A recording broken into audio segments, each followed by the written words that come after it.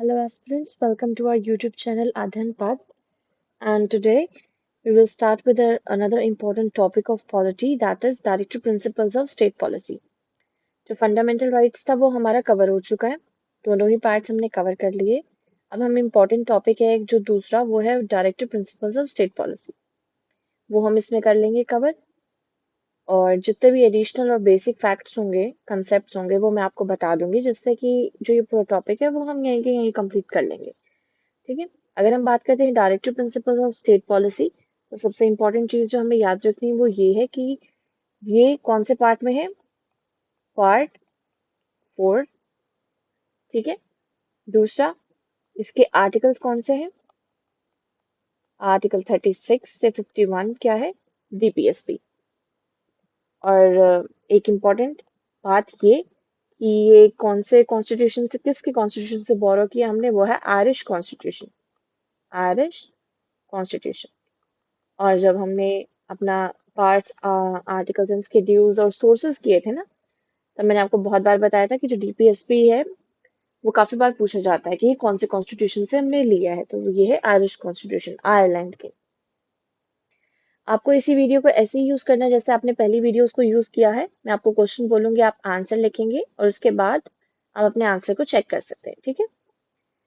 तो हम अपने फर्स्ट क्वेश्चन को लेके चलते हैं, और जितने भी मैं कह रही हूँ आपको, जितने भी इंपॉर्टेंट पॉइंट्स मुझे लगेंगे कि ये इंपॉर्टेंट है, इसमें बताने लायक है, तो वो हम इसमें कवर कर लेंगे। तो फर्स्ट देख लेते हैं, विच one of the following is not the objective of directive principle of state policy. वही बात है कि अभी हमने देखा था कि जो directive principles of state policy है वो आर्टिकल 36 to 51 है और पार्ट 4 में है। तो जो directive principles of state policy की अगर हम बात करें, एप्लीकेशंस ऑफ दीज प्रिंसिपल्स, तो ये कौन से आर्टिकल में, आर्टिकल 37 में। एक बार देख लेते हैं, article 37 deals with application application of principles. ठीक है। एंड इसका एम क्या है, अगर हम बात करते हैं एम की, जो डीपीएसपी है उसका एम क्या है, इसका एम है to establish a secular and democratic state to ensure socio-economic justice। ठीक है। और इसका तो अब अगर हमने ये पता है कि to establish a secular democratic state to ensure socio economic justice, और हम यहाँ देखें तो इस्टेब्लिश अ वेलफेयर स्टेट, ये बिल्कुल ठीक है, हो सकता है। To ensure socio economic justice, ये तो बिल्कुल है। To establish a religious state, ये बिल्कुल भी इसमें नहीं है मेंशन, एम में ये मेंशन नहीं है रिलीजियस स्टेट का, तो इसका आंसर क्या होगा, नॉट द ऑब्जेक्टिव हमें बताना है, तो इसमें होगा answer C, to establish a religious state. ये इसका आंसर नहीं होगा। To establish a secular state, ये हमें पता है कि ये है। अगर हम और भी बात करें इस प्रिंसिपल के बारे में, तो ये क्या कहता है कि प्रमोट वेलफेयर मतलब इसका बेसिक्स अगर हम बात करें, तो जो डीपीएसपी है, it helps to promote welfare equality and justice and justice. Secondly, they serve as a moral compass for the government, striving for the balanced development and social upliftment। तो मतलब कहीं ना कहीं बैलेंस्ड डेवलपमेंट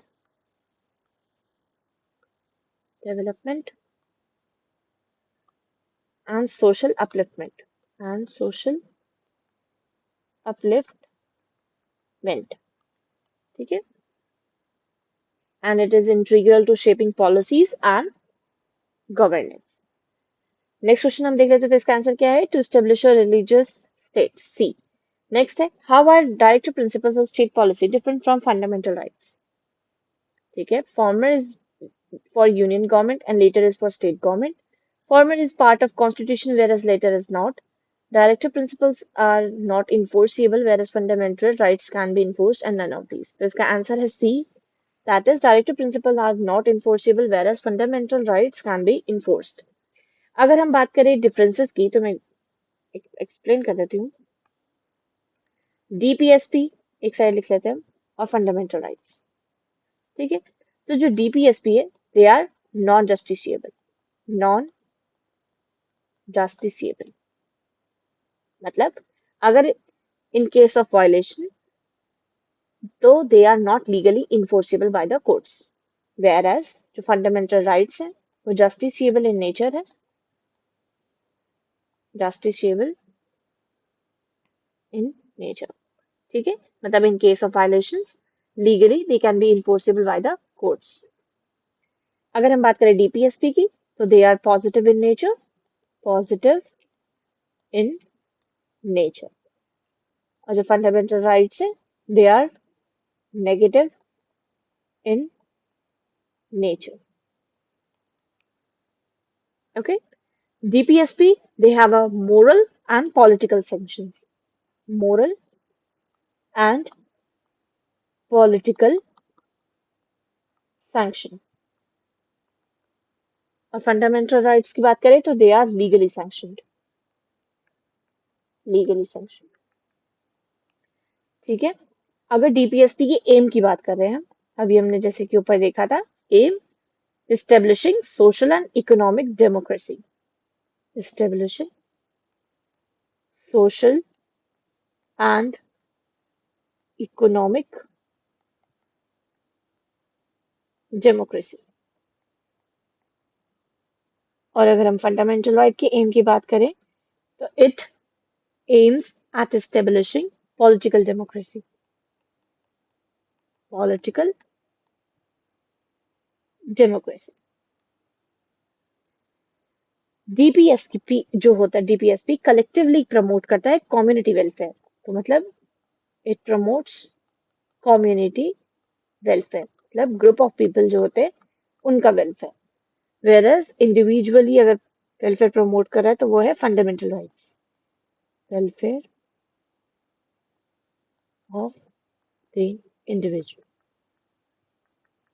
ठीक है, ये कुछ डिफरेंसेस है डीपीएसपी एंड फंडामेंटल राइट्स के बीच में. अगर हमारे बेसिक्स और हमारे कंसेप्ट दोनों को लेके क्लियर है तो we can easily do this question. ठीक है, नहीं तो हम कंफ्यूज हो जाएंगे कि ये पूछ क्या रहे हैं.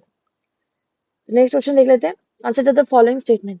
With reference to the constitution of India, directive principle of state policy constitute limitations upon legislative functions, executive functions. यहाँ पे देखो, अगर थोड़ा बहुत डीपीएसपी जो होता है ना, इट शोज कि वो किस मैनर में एक्सरसाइज कर सकता है लेजिस्लेटिव और एग्जीक्यूटिव पावर को. ठीक है, पर लेकिन कहीं ना कहीं भी लिमिटेशंस नहीं कर सकता. लिमिटेशन कैसे कर सकता है? बिकॉज वो किस पे फोकस करता है? हमारी सोशल और इकोनॉमिक डेमोक्रेसी पे फोकस करता है. वेयर एज यहाँ पे किसके बारे में पूछा हुआ है? पॉलिटिकल के बारे में. किसके बारे में? पॉलिटिकल. और अभी हमने पढ़े जो पॉलिटिकली डेमोक्रेसी पे फोकस करता है, एम उसका क्या है? वो किस चीज का, किसका एम है? फंडामेंटल राइट्स का एम है. whereas डीपीएसपी का नहीं. तो इसका आंसर क्या होगा? D. That is neither one nor two. Next question है द कंसेप्ट ऑफ, अच्छा यहाँ पे आना था, the concept of welfare state. Of welfare state included in the Constitution of India in Directive Principles of State Policy, fourth schedule of the Constitution, Fundamental Rights and Preamble of the Constitution. अभी हमने ऊपर जब AIIMS देखे थे तो अब हमने पढ़ा था, तो इसका आंसर क्या होगा? डीपीएसपी. कई बार क्या होता है, यही फ्रेज काफी मतलब यही वाला क्वेश्चन काफी फ्रेजेस में आता है, जैसे which part of the constitution of India describes the model of welfare state, या which part of the constitution of India declares the ideal of the welfare state. Idea of India as a welfare state is found in ऐसे करके. लेकिन एक इसमें important बात ये है कि अगर क्वेश्चन में, if question says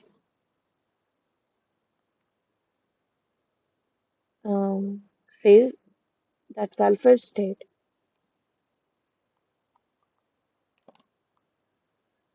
found in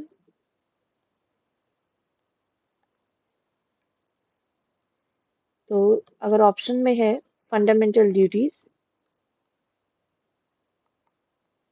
ठीक है,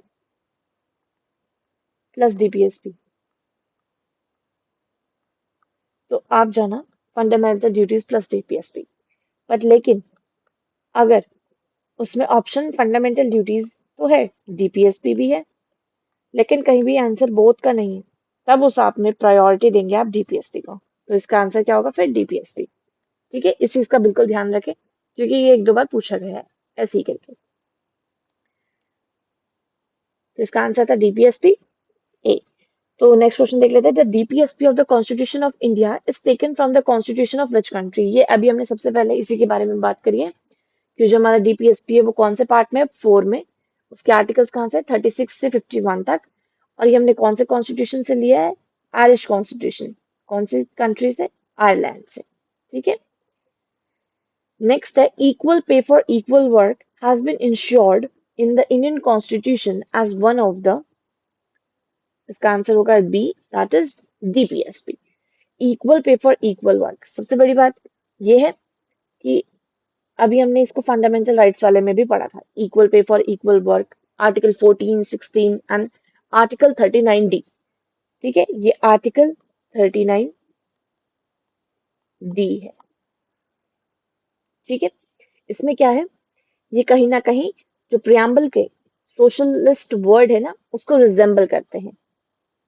ओके, तो ये हमारे किस में एडेड है, डीपीएसपी में, कि कहीं ना कहीं क्या होना चाहिए, there should be equal pay for equal work for both men and women.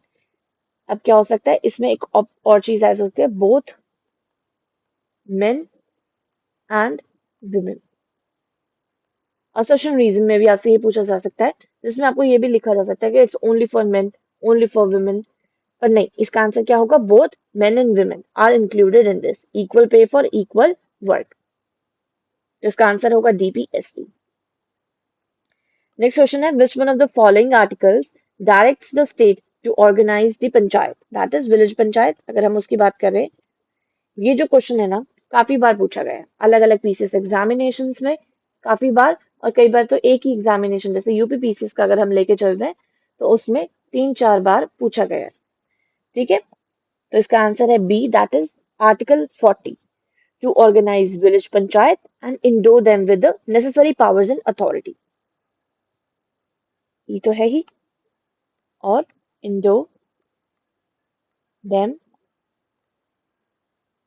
With necessary power and authority. ठीक है, ताकि वो क्या कर सके, function as a unit of a self government. अब अगर यहाँ पे लिखा आर्टिकल 33, कॉमन की बात है कि हमने अभी पढ़ा था कि जो डीपीएसपी है वो 36 से 51 है। आर्टिकल 33, जो 33 है वो किसके अंडर रहता है, अंडर कॉन्स्टिट्यूशनल रेमेडीज, जो कि एक फंडामेंटल राइट है। तो ये तो बिल्कुल भी नहीं होना था। ठीक है, आर्टिकल 48 की अगर हम बात करें, तो it prohibited the slaughter of cause, calls and other memories. ठीक है, हम यहाँ पे अपने आर्टिकल्स को कवर करते चलेंगे ताकि हमें आगे प्रॉब्लम ना हो और हमें याद भी होते जाए साथ साथ। तो आर्टिकल 40 में क्या है, विलेज पंचायत की ऑर्गेनाइजेशन। आर्टिकल 48 में है, prohibit prohibit slaughter of cows and other milch and and draught cattle to improve their breeds, ये सब। आर्टिकल 50 की अगर बात करें हम, तो आर्टिकल 50 क्या कहता है, it's separation of judiciary from executive. ठीक है, एग्जीक्यूटिव। अब हमने इसमें जो भी इंपॉर्टेंट आर्टिकल थे डीपीएसपी वाले, वो तो इसमें हमने कवर कर लिया। Article 40, it deals with the organization of village panchayats. 48 prohibits the slaughter of cows and other milch and draught cattle. And Article 50 says about the separation of judiciary from executive. Next question हम देख लेते हैं, which one of the following is not correctly matched? ज्यादातर जो अगर DPSP, fundamental rights या fundamental duties, इस type के क्वेश्चंस इसमें आते हैं। ठीक है, कि आपको इसमें बताना होता है कि कौन सा जो पेयर है वो करेक्टली मैच्ड नहीं है। जैसे article 39, It says about equal justice and free legal aid. Article 40, Organization of Village Panchayats. Article 44, Uniform Civil Code. Article 48, Separation of Judiciary from Executive. ध्यान दे, अगर अभी हमने ऊपर पढ़ा था कि जो आर्टिकल 48 है वो नहीं, article 50 says about the separation of judiciary from executive. Article 50, article 50 इस बारे में बात करता है। तो आर्टिकल 48 किसके बारे में बात करता है? It says about the prohibition of slaughter of cows, calves and other milch. ठीक है। और एक और article 48, organization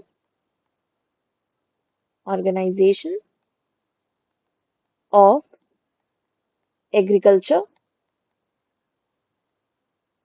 agriculture and animal husbandry. ठीक है। और हमें अभी पढ़ा है article 40 organisation of village panchayat है, आर्टिकल 44 यूनिफॉर्म सिविल कोड है। और ये तो बहुत ही हॉट टॉपिक है यूनिफॉर्म सिविल कोड वाला, क्योंकि आफ्टर इंडिपेंडेंस जो उत्तराखंड है it is the first state, ठीक है, जिसने यूनिफॉर्म सिविल कोड को पूरे स्टेट में अप्लाई किया। ठीक है, तो इसको हमें ध्यान रखना है। Article 39 equal justice and free legal add, तो इसका आंसर क्या है? डी। ठीक है, इसका आंसर है डी। नेक्स्ट क्वेश्चन है which one of the following is not correctly match, same pattern पे ही है। अब हम देख लेंगे separation of judiciary from executive, article 50, ये तो बिल्कुल ठीक है ना। नेक्स्ट है promotion of education and economic interest of scheduled caste and scheduled tribes, article 46 में है। The promotion of cooperative societies, article 43A। Promotion of international peace, article 51। इसमें हमें बताना है कि इसका आंसर क्या होगा। ठीक है, इसमें कौन सा ऐसा है जिसने डॉट करेक्टली मैच नहीं है। तो अभी 50 वाला तो हमने देखा है, ऊपर हमने 2 बार देखा है, दोनों बार हमें पता चल गया है, तो इसका आंसर ये तो बिल्कुल है। ठीक है, ये तो बिल्कुल सही है। तो इसका आंसर क्या है? सी, प्रमोशन ऑफ कोऑपरेटिव सोसाइटीज। ये आर्टिकल 43 में तो है बट लेकिन ए में नहीं, बी में आएगा। ठीक है, तो इसका आंसर क्या होगा? सी, प्रमोशन ऑफ कोऑपरेटिव सोसाइटीज। ये क्या कहता है? Promote the voluntary formation, autonomous functioning, democratic control, professional management, किस चीज की? कोऑपरेटिव सोसाइटीज की। ठीक है, अगर ये कोऑपरेटिव सोसाइटीज की बात करें, एक मैं यहाँ पे लिख देती हूँ कि ये क्या कहता है? State shall endeavor to promote voluntary formation, autonomous functioning, democratic control,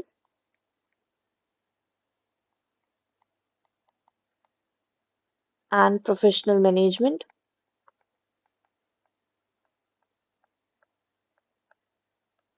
of cooperative societies। और एक इसमें है आर्टिकल 43B में, प्रमोशन ऑफ इंटरनेशनल पीस, हमें पता चल गया आर्टिकल 51 में है।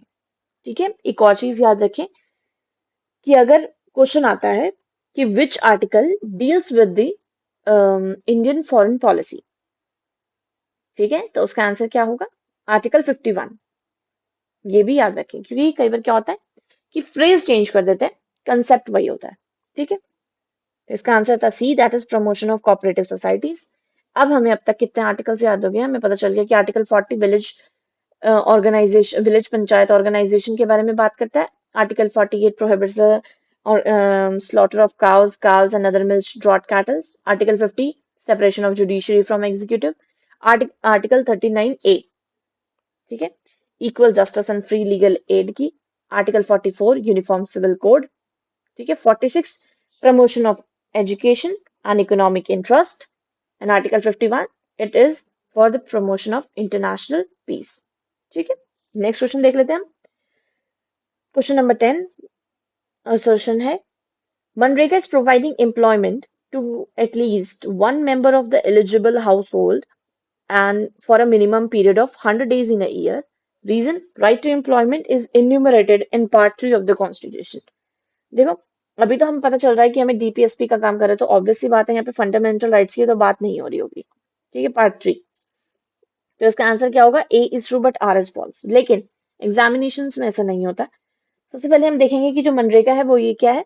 Mahatma Gandhi national rural employment guarantee act मनरेगा है। It is an Indian labour law and social security. उसका एम क्या है? To guarantee the right to work. Right to work, right to employment नहीं, इट्स राइट टू वर्क। ठीक है। सबसे दूसरी बात, एम्स, क्या एम है इसका? तो aims to ensure livelihood security, livelihood security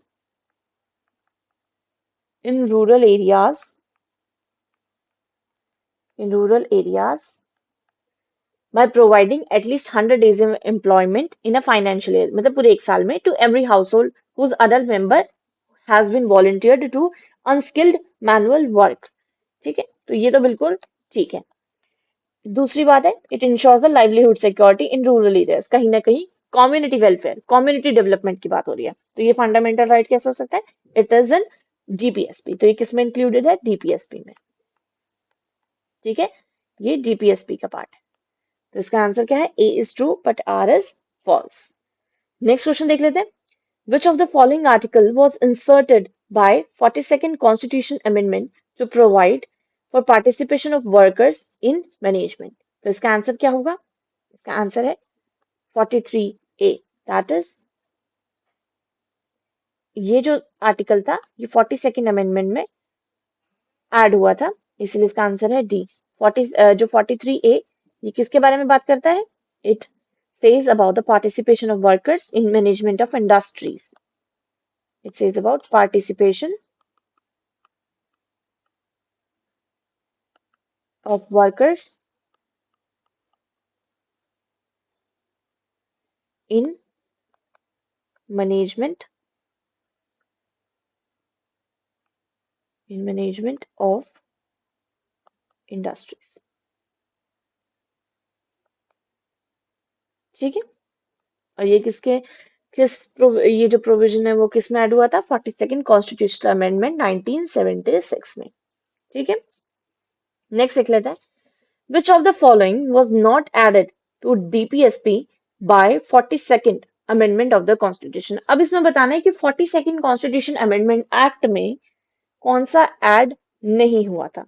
तो अब ये बताओ, कहीं ना कहीं 42nd Constitution Amendment Act important है इन टर्म्स ऑफ डीपीएसपी। तो इसका आंसर होगा C, that is uniform civil code. ये जो था ये ओरिजिनली था उसके अंदर, बट ये ऐड नहीं हुआ था। जो ऐड हुआ था वो हम देख लेते हैं कौन सा हुआ था। वो हुआ था ये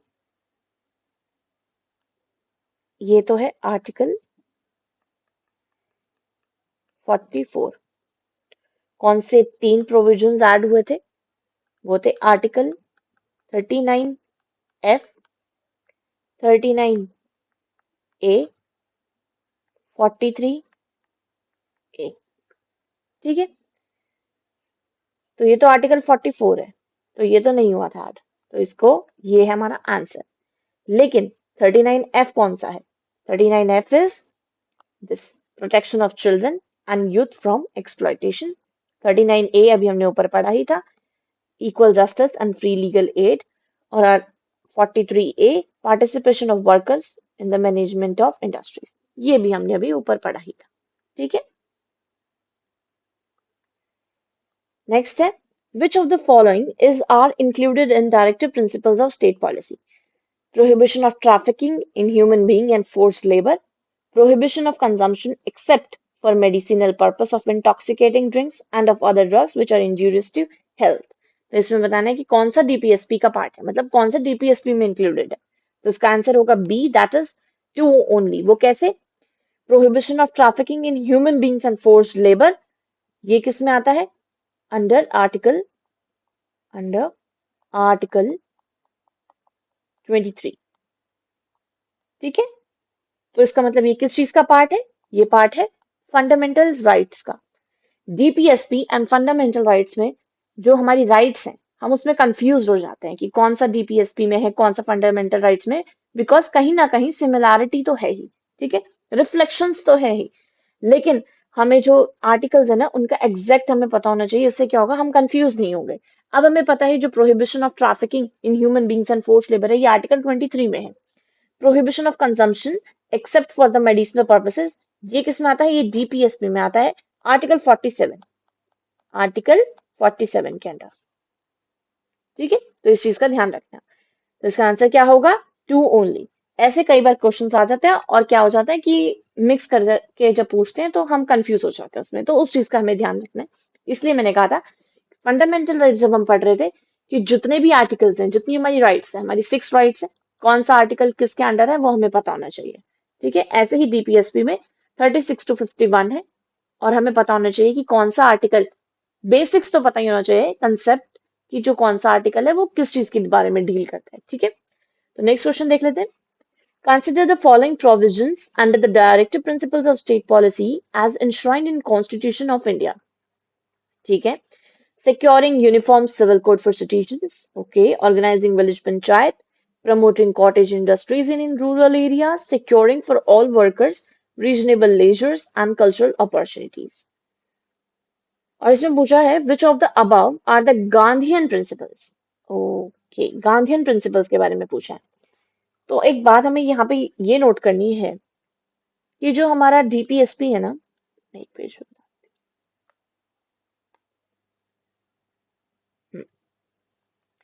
डीपीएसपी जो है, डीपीएसपी क्लासिफाइड है 3 में, 3 क्लासिफिकेशन है इसकी, 3 क्लासिफिकेशन है। और ये क्लासिफिकेशन किसके बेसिस पे है? On basis of their ideology and objectives. मतलब जो आर्टिकल है उसकी आइडियोलॉजी और ऑब्जेक्टिव के बेसिस पे 3 पार्ट्स में डिवाइडेड है डीपीएसपी। और वो 3 पार्ट्स कौन कौन से हैं? Socialist, Gandhian and liberal, liberal principle. Socialist principle, Gandhian principle, liberal principle या इंटेलेक्चुअल प्रिंसिपल भी आप कह सकते हैं, ठीक है, लिबरल प्रिंसिपल। सेकेंडली और इसकी फिर हम देख लेते हैं कि अब सोशलिस्ट प्रिंसिपल क्या है, ठीक है। जो सोशलिस्ट प्रिंसिपल है उसमें सोशल वेलफेयर, कहीं ना कहीं हम सोशल वेलफेयर की बात कर रहे हैं, पूरे कम्युनिटी की, पूरी सोशली हम उस चीज की डेवलपमेंट की बात कर रहे हैं। तो इसमें कौन कौन सा आता है? आर्टिकल 38 जो कि क्या बात करता है? To promote the welfare of the people by securing a social order permitted by the justice, that is social, economic, political, और कहीं ना कहीं minimize the inequalities of income, status, facilities, opportunities। ये क्या बात करता है? बैलेंस्ड रीजनल ग्रोथ की बात करता है। कौन? आर्टिकल 38। फिर है आर्टिकल 39, आर्टिकल 39 जो कि क्या बात करता है? To secure citizens' right to adequate means of livelihood, equitable distribution of material resources, prevention of concentration of wealth, equal pay for equal work, health and strength of worker and children, healthy development of children। ये किस में आता है? Article 39 में, ठीक है। फिर आता है इसमें आर्टिकल 39A, 39A वो किसकी बात हो रही है? Promote the equal justice and free legal aid through the suitable legislation. फिर आता है इसमें article 41, article 41 to secure right to work, to education and to public assistance. ये किस में है? आर्टिकल 41। फिर आता है आर्टिकल 42 जो कि क्या कहता है? Make provision for the just and humane conditions of work and for the maternity relief, article 42। Article 43, article 43 ये क्या है? It is in both socialist and the Gandhian principle, article 43, ठीक है। ये क्या है? A decent standard of living, जिसमें क्या होता है? Full enjoyment of leisure and social and cultural opportunities for all works. और क्या है? State shell Endeavour to promote cottage industries. तो ये किसमें है? आर्टिकल 43 में। फिर आता है आर्टिकल 43A। आर्टिकल 43A वो भी किसमें है? सोशल में, सिर्फ सोशल में। Participation of workers in the management of industries, ये भी हमने ऊपर पढ़ा था। आर्टिकल 47 ये भी बोथ सोशलिस्ट है एंड गांधीयन प्रिंसिपल है। Raise the level of the nutrition and the standard of living of people and improve the public health. अभी हमने पढ़ा था कि जो 47th वाला है, prohibition on the consumption except for the medicinal purposes of intoxicating drinks and of the other drugs, ये कहीं ना कहीं पब्लिक हेल्थ के बारे में बात करें तो ये किसके अंडर आता है? आर्टिकल 47 के। अगर हम गांधी प्रिंसिपल्स की बात करें तो ये कहीं ना कहीं क्या करते हैं? They draw their essence from the Gandhian ideology. ठीक है, जिसमें क्या आता है? गांधी के रिकंस्ट्रक्शन प्रोग्राम से, जो नेशनल मूवमेंट के टाइम पे, जैसे अहिंसा, स्वराज, सर्वोदय, स्वलंबन, कहीं ना कहीं ये रिफ्लेक्ट कर रहे हैं, वो वाले आर्टिकल्स इंक्लूड करते हैं। जैसे article 40, article 40 village panchayat, organisation of village panchayat, ये उसे डील करता है। एक आर्टिकल 43, ये तो हमने डिस्कस कर ही लिया, promote the cottage industries. Article 43B, 43A इसमें है। आर्टिकल 43B कोऑपरेटिव सोसाइटीज वाला, मैनेजमेंट ऑफ कोऑपरेटिव सोसाइटीज हमने पढ़ा था, वो आर्टिकल 43B वो इसमें इंक्लूडेड है। एक है article 46 educational and economic interest of supreme of STs and weaker sections, मतलब सोशल इनजस्टिस एंड एक्सप्लॉयटेशन से प्रोटेक्ट करना, ये किसमें आता है? आर्टिकल 46 में। और आर्टिकल 47 मैंने आपको बताया था कि वो दोनों में, जैसे consumption of intoxicating drinks and drugs, इस वाले पार्ट ये इसमें आता है। ठीक है, आर्टिकल 47। फिर आता है आर्टिकल 48। आर्टिकल 48 जो किस बारे में बात करता है? It prohibits the state to slaughter of cows, calves and other milch draught cattle and improve their breeds, ये किसमें आता है? आर्टिकल 48 में, ये भी हमने देखा था। अगर हम बात कर रहे हैं लिबरल इंटेलेक्चुअल प्रिंसिपल्स की, लिबरल इंटेलेक्चुअल प्रिंसिपल की, तो इसकी अगर हम बात करें तो ये इसकी डेफिनेशन क्या होगा? It's is a core belief and values of liberalism, मतलब कहीं ना कहीं पॉलिटिकल मॉरल फिलोसफी, किसकी? इंडिविजुअल के बेसिस पे, पॉलिटिकल इक्वलिटी के बेसिस पे, और कहीं ना कहीं रूल ऑफ लॉ। लिबरल्स क्या होता है? Free to live their lives, जो उनको सही लगे ऐसे जीना। तो ऐसे कौन से हमारे आर्टिकल्स हैं? आर्टिकल 44 इसमें इंक्लूडेड है। आर्टिकल 44 वो किस बारे में बात करते हैं? यूनिफॉर्म सिविल कोड के। आर्टिकल 45 इसमें इंक्लूडेड है, जो क्या बात करते हैं? अर्ली चाइल्डहुड केयर की। ठीक है, अर्ली चाइल्डहुड केयर और उनकी एजुकेशन कब तक? जब तक उनकी पूरी एज नहीं हो जाती 6 ईयर्स, तब तक। आर्टिकल 48, आर्टिकल 48 वो किसके बारे में बात करते हैं? Organise the agriculture and animal husbandry, animal husbandry. 48A, article 48A मतलब state shall endeavor to protect and improve the environment।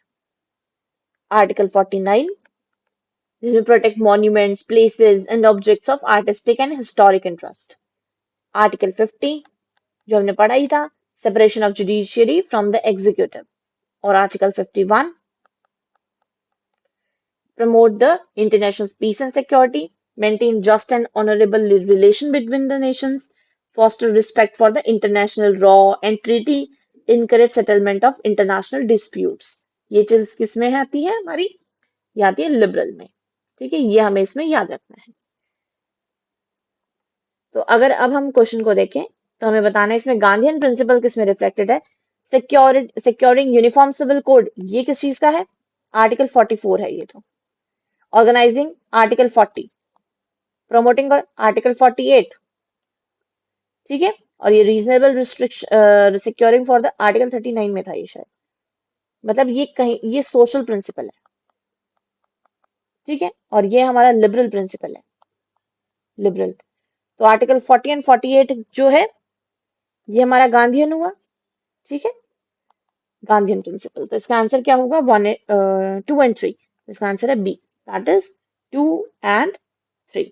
हमें ऐसे ही जो ये मैंने आपको क्लासिफिकेशन दिया, अगर आप क्लासिफिकेशन में याद कर सकते हैं तो क्लासिफिकेशन में याद करें। इससे क्या होगा कि आपको आर्टिकल्स भी याद हो जाएंगे, प्लस हमारी कौन से प्रिंसिपल के अंडर कौन कौन से आर्टिकल्स आते हैं वो आपको याद हो जाएंगे, जिससे कि ऐसे वाले क्वेश्चंस जो आएंगे ना वो इजी हो जाएंगे सॉल्व करने।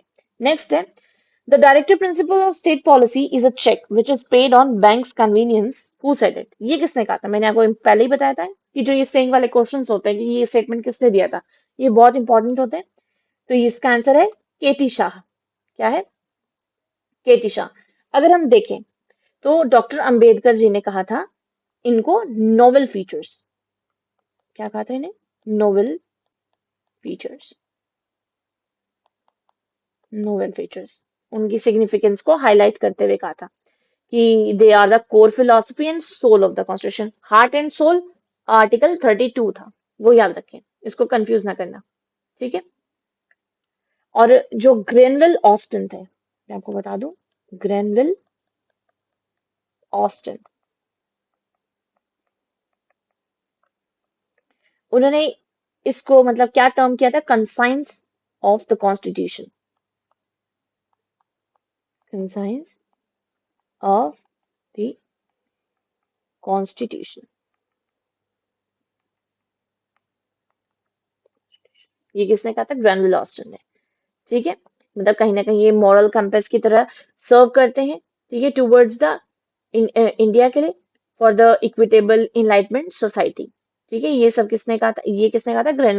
ग्रेवेल ऑस्टिन ने। ये याद रखने का। केटी शाह ने कहा था it is a cheque which is paid on the bank's convenience. Doctor B R Ambedkar ने क्या कहा था इसे? It is a noble feature. और ग्रेवेल ऑस्टिन ने कहा था it is a concise of the constitution. इसे हमें याद रखना है। Next, this is the last question of the day. That is, which of the following is are listed among the directive principle in Part 4 of the Constitution? That is, equal pay for equal work, uniform civil code, small family norm, education through mother tongue at primary level.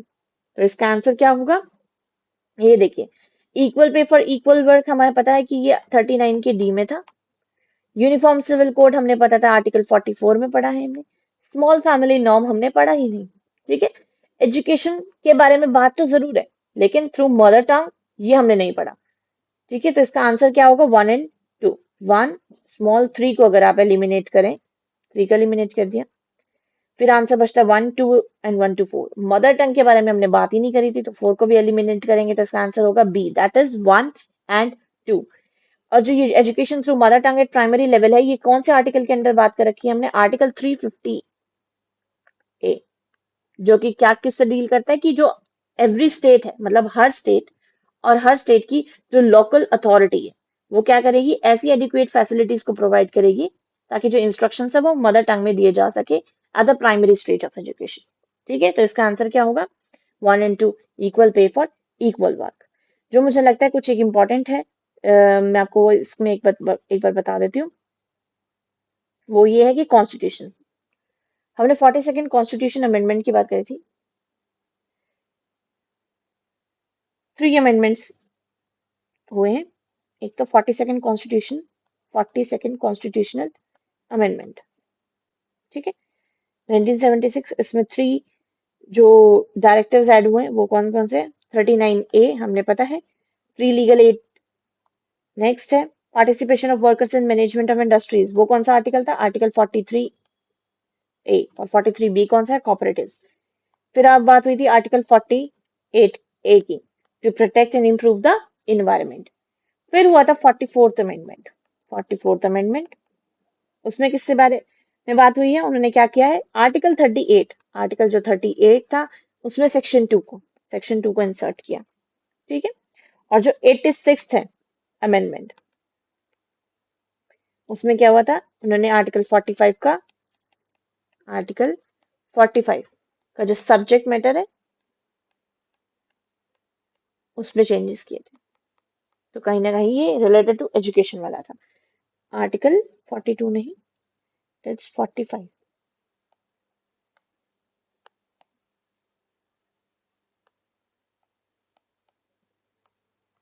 ठीक है। अगर 44th amendment से हम याद करें तो उसमें क्या हुआ था? फंडामेंटल राइट्स पे तो उन्होंने एलिमिनेट कर दी थी राइट टू प्रॉपर्टी को, और क्या किया था? आर्टिकल 21A को ऐड किया था किसमें? 86th अमेंडमेंट में। और 44th में राइट टू प्रॉपर्टी को एलिमिनेट कर दिया था। ये तो फंडामेंटल राइट्स की बात थी और वो हमने उसमें डिस्कस कर ही लिया था। ठीक है। तो इसमें हमें कुछ ये इंपॉर्टेंट और बेसिक एडिशनल पॉइंट्स जो मुझे लगे मुझे बताने चाहिए आपको इसमें। और अगर आप डीपीएसपी को इस बेसिस पे याद करें, इस क्लासिफिकेशन के बेसिस पे याद करेंगे तो आपको इजीली याद हो जाएगा। ठीक है, और ये जो सेइंग है, नोबल फीचर किसने कहा था? बी आर अम्बेडकर जी ने। ग्रेविल ऑस्टन ने कॉन्साइंस ऑफ द कॉन्स्टिट्यूशन कहा था। And this is paid on the bank's convenience, ये किसने कहा था? केटी शाह ने। तो हमें इस चीज का ध्यान रखना है। जैसे ही मैंने आपको पहले भी काफी सारी बताई है, हार्ट एंड सोल आर्टिकल 32 को डॉक्टर अम्बेडकर जी ने कहा था, तो आप इसको याद रख सकते हैं। अगर आपको इस चैप्टर के डिटेल नोट्स चाहिए तो वो आप मेरे टेलीग्राम चैनल पर जाएं, और जो जिसका लिंक ना डिस्क्रिप्शन बॉक्स में नीचे दिया होगा, आप वहां जाके इसमें डिटेल नोट्स जो है इसके डीपीएसपी के, आप उसमें से पढ़ लेना। अब क्या करें कि अगर आपने चैप्टर पहले पढ़ चुके तो आपको पता चल जाएगा आपने कितना ग्रास्प किया इस चैप्टर में। सेकेंडली, अगर आपने नहीं पढ़ा है तो इसके बाद एक बार जाके चैप्टर आप पढ़ेंगे ना, तो आपको पता चल जाएगा कि आपका फोकस एरिया कौन सा होना चाहिए, आपको आर्टिकल को कैसे पढ़ लेना चाहिए। ठीक है, उस पर एक बार आप ध्यान देना। and do like the video and subscribe our channel for more such videos। अभी हमारे जब ये PYQs कंप्लीट हो जाएंगे पॉलिटी के, तो हम दूसरे चैप्टर का स्टार्ट कर देंगे। लेकिन अभी हम जो मुझे लगता है कि जो बहुत इंपॉर्टेंट है, हमें वो एक बार देख लेना चाहिए इसमें। ठीक है, थैंक यू सो मच।